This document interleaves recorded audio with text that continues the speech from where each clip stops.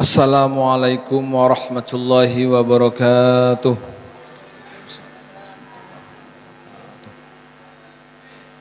Bismillah, Bismillah, Alhamdulillah, wassalatu wassalamu ala rasulillah Sayyidina Muhammadin Abdillah wa ala alihi wa sahbihi wa mawalah la hawla wa la quwwata illa billah amma ba'dah.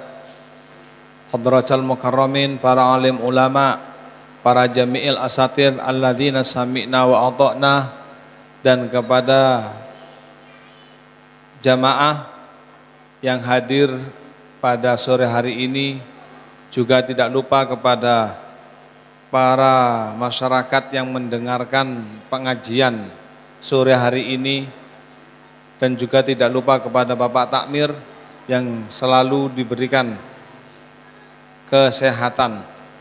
Amin Allahumma amin. Pertama-tama marilah kita panjatkan puja-puji syukur kehadirat Allah Subhanahu wa taala biqaulina alhamdulillahirabbil alamin.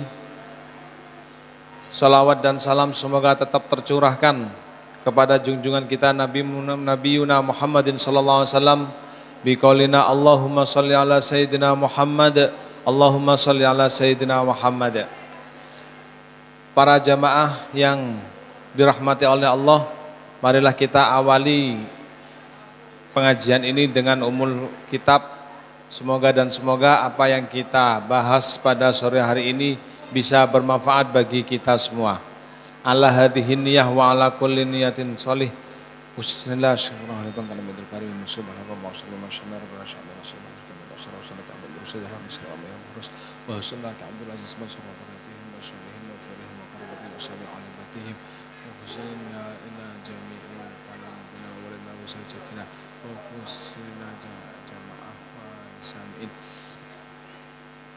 Allahumma yassir lana bi barakatil Fatihah.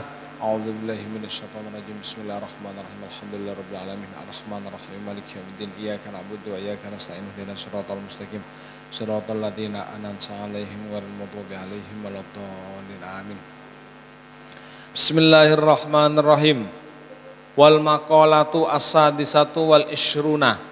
Wal maqalatu as-sadisatu wal ishruna. Pembahasan kita sore hari ini adalah pembahasan makalah yang ke-26. Kila diucapkan kufranun nikmati lu'mun. Kufranun nikmati lu'mun.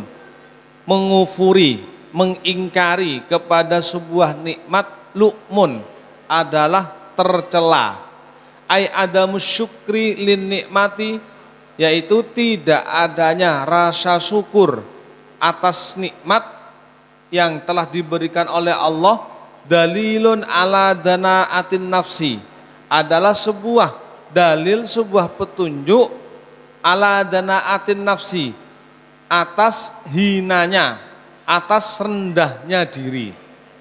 Artinya di sini kufur, mengingkari, tidak mensyukuri nikmat yang telah Allah berikan, itu adalah sebuah sikap yang tercela. Sikap yang tercela, tidak ada sebuah kebajikan di sana. Mohon maaf, nikmat yang Allah berikan itu semuanya, mulai dari nikmat yang ada di tubuh kita, nikmat yang ada di sekitar kita, nikmat yang ada di dalam batin kita, itu perlu disyukuri. Karena dengan rasa syukur itulah nanti kita akan merasa terpuaskan. Kalau kita nikmat yang ada dalam diri kita itu tidak pernah kita syukuri, maka resikonya cuma satu. Resikonya kita terus tidak akan pernah puas dengan apa yang kita miliki. Katakanlah contoh, kita mempunyai sebuah harta, mempunyai uang. Kita sudah mensyukuri uang kita seperti itu. Ya alhamdulillah, untuk bulan ini kita mempunyai uang 1 juta dibuat untuk persiapan hari raya. Maka dengan rasa syukur itu, uang 1 juta itu akan tercukupi, akan cukup bagi kita. Beda kalau kita sudah tidak diukur dengan rasa syukur, maka berapapun itu kita akan tetap kurang. Uang yang kita miliki kurang, harta yang memiliki kurang, semuanya yang kita miliki tidak akan pernah cukup bagi kita. Artinya rasa syukur itu merupakan sebuah kepuasan yang ada dalam diri seseorang. Kalau kita sudah tidak bisa dipuaskan dengan rasa syukur, maka berapapun, kapanpun kita akan terus merasa kekurangan. Oleh karena itu, semakin kita mensyukuri apa yang telah diberikan oleh Allah, semakin kita sudah tidak butuh apa-apa. Tidak butuh apa-apa. Apakah sekarang kamu butuh uang? Iya, saya butuh uang. Kenapa? Karena memang satu, tidak pernah disyukuri yang dimiliki. Berapa yang kamu butuhkan? Sekian dan sekian. Diberikan sekian juga. Diberikan 10 juta. Masih tetap kurang. Dan terus tidak ada habis-habisnya dan tidak ada henti-hentinya. Dan cuman rasa syukur itu yang akan memuaskan diri kita dari sikap segala kekurangan. Oleh karena itu, tidak mensyukuri sebuah nikmat, maka disinilah orang itu dikatakan tercela. Kufronin nikmat, mengkufuri nikmat, mengingkari nikmat yang ada, itu bisa kadang berasal dari hati, kadang berasal dari anggota tubuh, dan kadang berasal dari sebuah pengamalan. Saat kufronin nikmat itu dihubungkan dengan hati. Apa kata hati? Hati tidak pernah merasakan kalau kesehatan ini adalah sebuah nikmat yang amat luar biasa. Ya mohon maaf, andai saja kita punya uang yang sangat banyak, rezeki yang sangat melimpah, juga seiringan dengan itu kita juga oleh Allah diuji dengan beberapa penyakit. Kita mau milih mana? Kita sakit tapi punya uang, atau kita tidak sakit alias sehat tapi tidak punya uang? Milih yang mana? Nah, punya uang dan sehat. Nah, itu kalau kita kufron nikmat saat dibenturkan dengan hati, alias hati ini tidak merasakan tersentuh apapun. Dikira nikmat kesehatan ini loh tidak ada harganya. Dikira apa yang kita sekarang ini bisa bergerak, sekarang ini bisa ke masjid, sekarang ini kita bisa melangkah, itu dikira tidak ada nilainya. Saat sudah nikmat yang ada di dalam tubuh kita hilang satu saja. Contoh, kita tidak bisa jalan. Naudzubillah, kita tidak bisa jalan. Maka yang akan terasa dalam diri kita nelongso. Ternyata nikmatnya jalan ini amat luar biasa. Ataupun salah satu nikmat di dalam tubuh kita diangkat oleh Allah berupa mudahnya sariawan. Maka saat itulah kita akan bingung mau buka puasa, esnya kelihatan enak, cuman sariawan, akhirnya kita tidak bisa merasakan kenikmatan yang amat luar biasa. Belum lagi nanti cobaan-cobaan yang sangat mendalam. Oleh karena itu nikmat yang ada dalam diri kita ini harus kita syukuri. Wasuhbatul ahmak, dan juga berteman dengan orang yang kumprung. Orang yang kumprung itu adalah orang yang bodoh. Kalau saya itu melihat keterangannya, orang yang bodoh di sini itu adalah maksudnya benar tapi tujuannya keliru. Berkumpul dengan orang-orang yang bodoh di sini Syu'mun adalah kejelekan. Ghairu mubarakah. Tidak ada kebaikan sama sekali.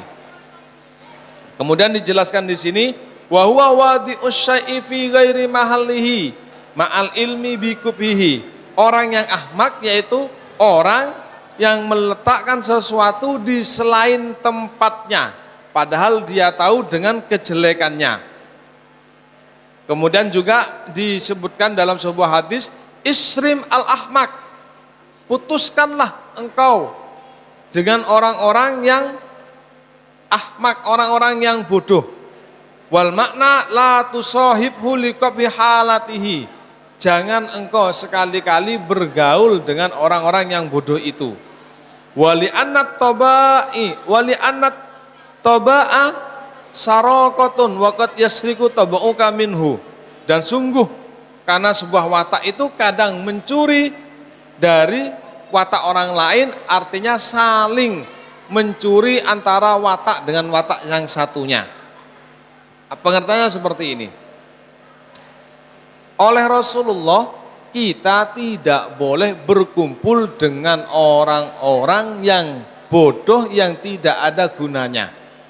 Maksudnya begini, tidak boleh berkumpul itu bukan dengan kata lain kita tidak boleh bergaul, enggak.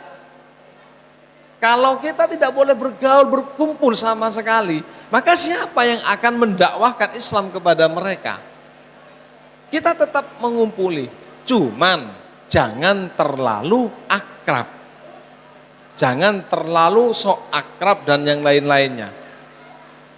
Karena perkumpulan, pergaulan, salah satu yang bisa mengubah diri seseorang itu cuma satu, adalah pergaulan.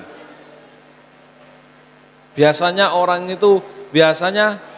itu pergaulannya dengan siapa, maka sedikit banyak sifat dari orang yang dia temani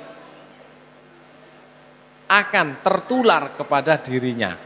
Oleh karena itu Rasulullah melarang kita untuk bergaul dengan orang-orang yang bodoh, dengan orang-orang yang fasik dan macamnya. Ya karena itu. Karena kalau kita bergaul, kalau kita kuat bergaul dengan mereka, maka enak. Tapi kalau kita tidak kuat, contoh, saat kita bergaul dengan para ulama, dengan pecinta-pecinta Rasulullah, melalui senandung selawatnya, melalui katakanlah kalau sekarang Syekermania, melalui dari apapun itu, maka coba kita perhatikan orang-orang yang senang sama pergaulan seperti itu, lihat, maka paling tidak dari dia bicara, dari dia berpenampilan, semuanya seakan-akan dia ikut sama apa yang dia idolakan, yaitu semisal Habib. Tapi sebaliknya, kalau kita pergi untuk nonton konser ataupun nonton apa, maka kita lihat penampilannya, maka paling tidak sama dengan apa yang telah dia idolakan. Oleh karena itu, sedikit banyak pergaulan anak-anak kita, sedikit banyak itu juga dipengaruhi oleh lingkungan yang ada di dalam sekitar kita. Oleh karena itu, maka ditanyakan, apa itu dalam sebuah syair itu disebutkan, saat engkau ingin tahu karakter daripada seseorang, maka silahkan dengan siapa dia berteman. Lihatlah dengan siapa dia berteman. Kalau temannya baik, fa insya Allah dia baik. Tapi kalau teman-temannya itu buruk, maka fa insya Allah karakternya akan buruk. Karena sedikit banyak karakter seseorang, karakter kita itu dipengaruhi oleh teman-teman kita. Cobalah kita bergaul dengan para pembisnis, orang-orang yang berdagang, orang-orang yang berbisnis, maka sedikit banyak otak kita itu akan bisnis. Setiap apapun akan menjadi bisnis. Itu pasti. Karena kita bergaul dengan pembisnis. Tinggal nanti lebih spesifik lagi, kita akan berbisnis di mana? Semisal, kita bergaul dengan orang-orang yang berbisnis model besi tua. Maka paling tidak otak kita terus ke sana. Itu secara yang dikatakan otak kita akan mencuri dari karakter teman kita. Artinya saling memberikan pengaruh. Itu.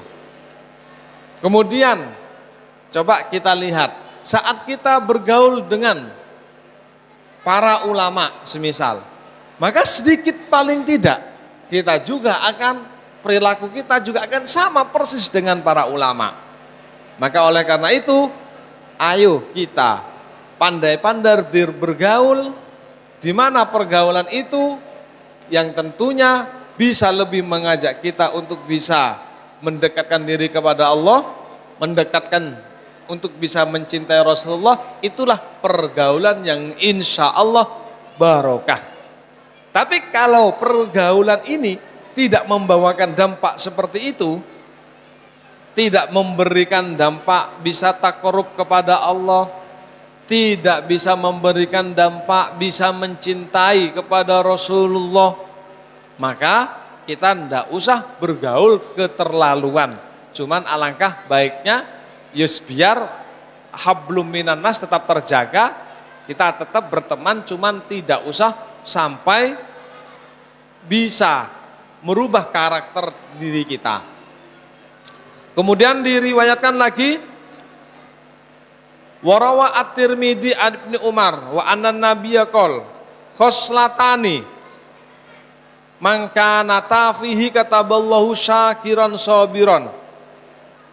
Dua pekerti yang apabila orang itu ada di dalamnya, dia melakukannya, kataballahu syakiran sabiran, maka pasti Allah akan mencatatnya sebagai satu orang yang bersyukur dan orang yang bersabar. Meskipun dia secara zahirnya tidak pernah bersyukur dan tidak pernah bersabar, tapi pekerti ini saat dilakukan olehnya, maka pasti dia dikatakan orang yang bersyukur dan orang yang bersabar.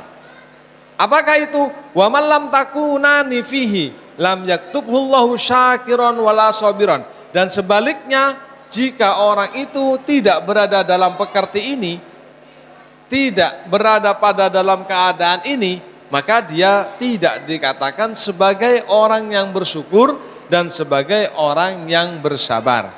Yang pertama, man nadhara dinihi ila man huwa fawqahu.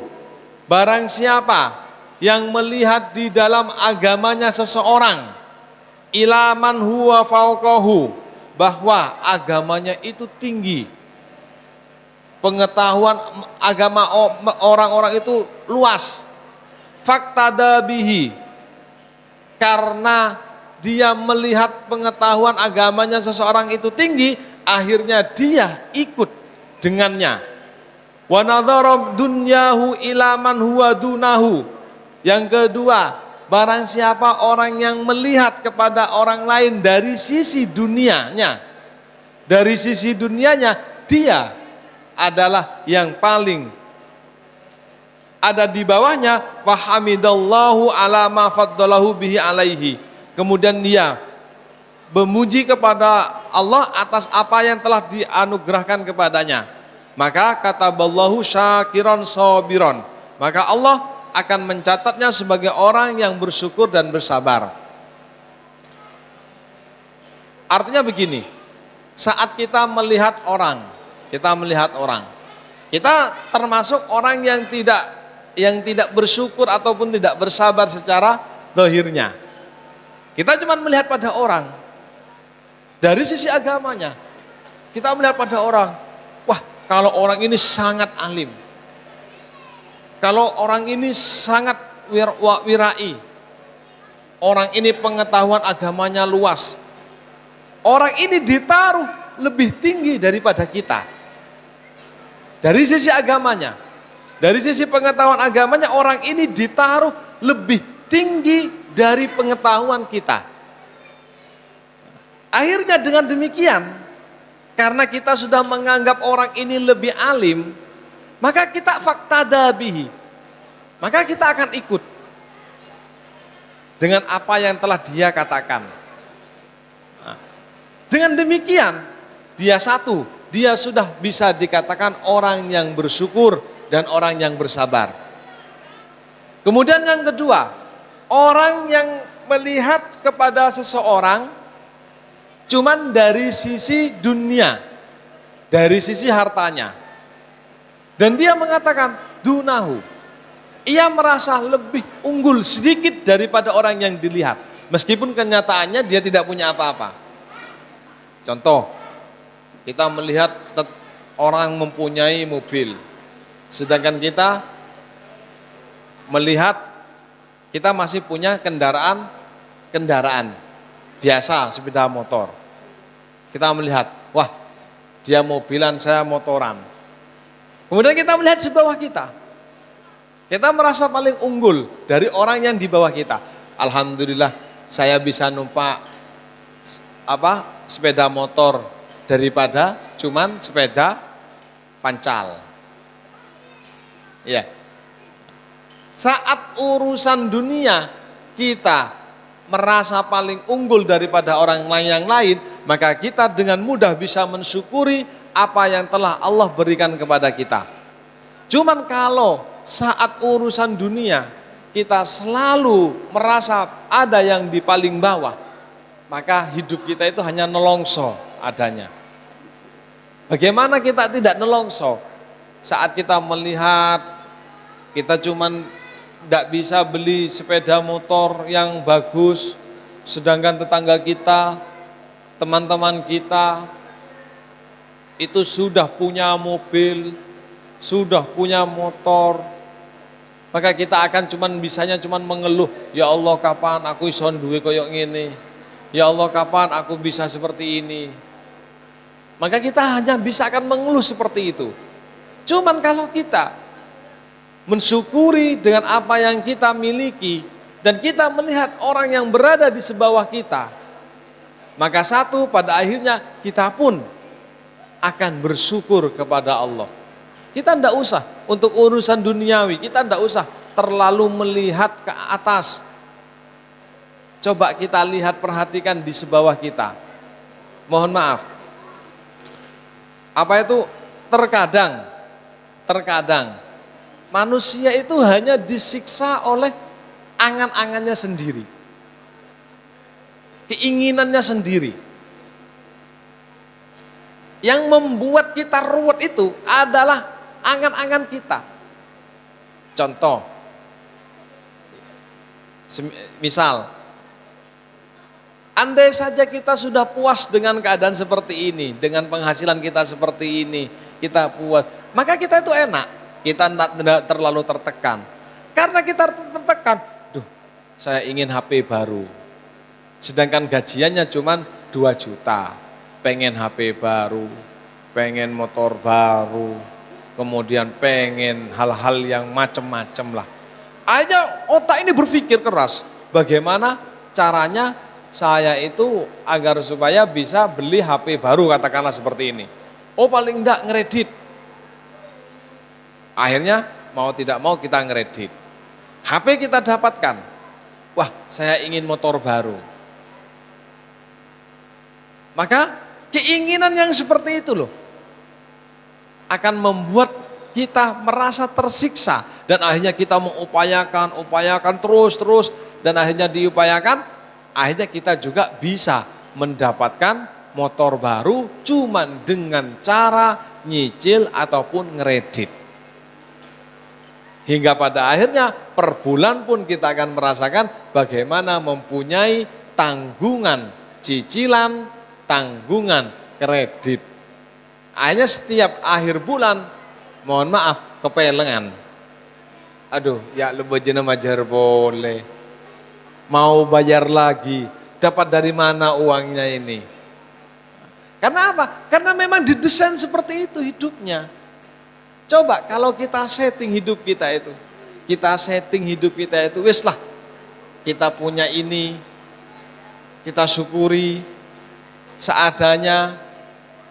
Kira-kira apakah kita nanti akan berat dengan kehidupan ini? Tentu saja tidak. Tapi kalau kita, katanya orang Madura, mau banyak lu akrena, ya, kebanyakan akrena. Apa itu akrena bahasa Indonesianya itu? Rencana terus dimatangkan. Uang tidak punya yang akrena, waduh. Maka itu yang menyebabkan kita tidak bisa menikmati hidup ini. Oleh karena itu paling tidak cara kita untuk bersyukur mulailah dengan cara kita hidup dengan ala kadarnya. Tidak usah kita terlalu bermegah-megahan dalam hidup. Tidak usah kita terlalu pemborosan dalam hidup dan seterusnya. Kemudian kita lanjutkan. Wa man nadhara fi dinihi ila man huwa dunahu wa nadhara fi dunyahu ila man huwa fawqahu fa asifa ala ma fatahu lam yaktubullahu syakiran wala sabiran. Dan barang siapa orang itu melihat agamanya kepada orang yang ada di sebawahnya, kebalikannya dari tadi. Nah, orang yang melihat ibadahnya, coba kita sholat, semisal lah kita sholat 5 waktu, katakanlah 5 waktu ini sudah full, katakan sholat 5 waktu ini sudah full, tapi kita tidak melihat orang yang sholatnya lebih aktif daripada kita, ya maka kita akan bertahan dengan 5 waktu itu, karena kita melihat kepada orang cerminannya, bandingannya kepada orang yang sholatnya tidak full.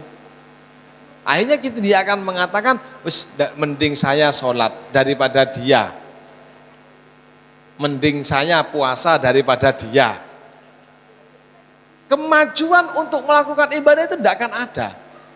Coba kalau kita sholat kita melihat ustadz, wah ustadz ini kalau sholat ini sebelum sholat maktubah dia akan melaksanakan sholat sunnah. Setelah itu selesai sholat maktubah, selesai sholat maghrib, dia juga akan melakukan sholat lagi. Ini sholat apa yang dilakukan oleh ustadz ini? Ditanya.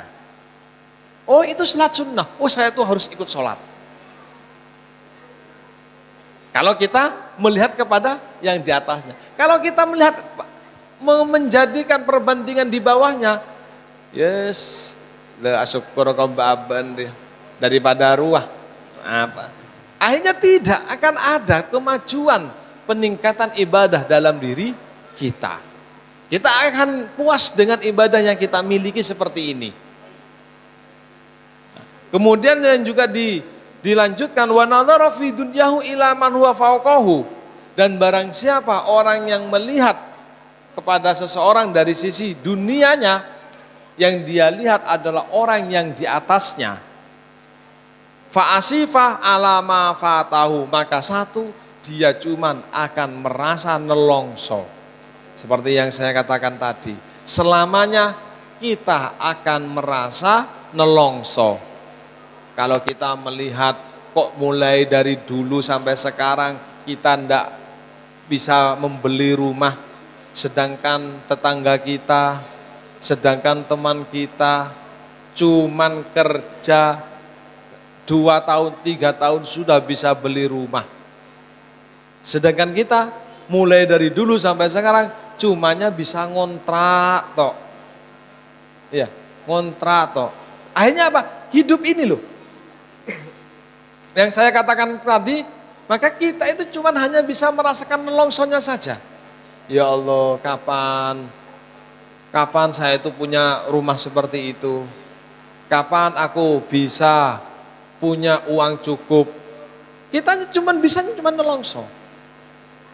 Kenapa? Karena tolak ukuran kita itu adalah orang yang berada di atas kita. Coba tolak ukur kita sejajarkan, atau tolak ukur kita adalah orang yang berada di bawah kita. Ya alhamdulillah, meskipun saya tidak seperti ini, tapi alhamdulillah tidak seperti dia. Maka syukurnya itu minta ampun. Cuman kalau diri kita dibandingkan dengan orang-orang yang kaya, maka kita nomor satu, kita adalah kosong. Kita adalah nol. Saat seperti itulah baru nelongso ini ada di dalam diri kita. Nah, akhirnya kalau memang seperti itu, di manakah kita bisa bersyukur? Oleh karena itu, marilah kita kalau kita betul-betul ingin bersyukur, taruhlah diri kita di tempat yang sesuai. Saat itu berurusan dengan harta, berurusan dengan uang, berurusan dengan hal keduniaan yang lain, maka jangan pernah melihat orang yang berada di atas kita. Lihatlah orang yang berada di bawah kita.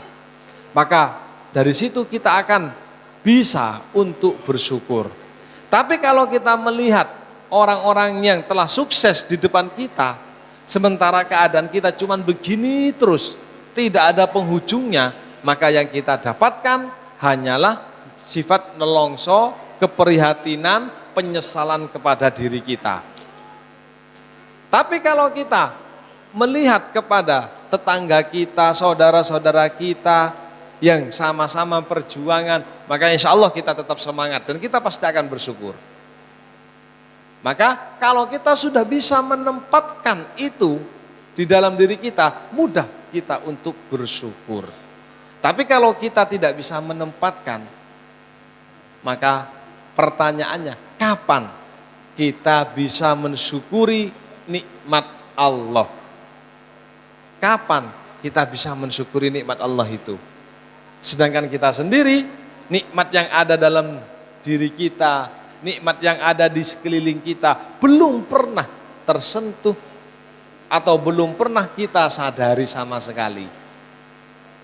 Semoga apa yang bisa kami sampaikan pada sore hari ini bisa bermanfaat kepada kita semua, sehingga bisa menjadikan kita termasuk orang-orang yang bersyukur dan termasuk orang-orang yang bersabar. Ala hadhihi niyah wa ala kulli niyatin shalihah. Al-Fatihah.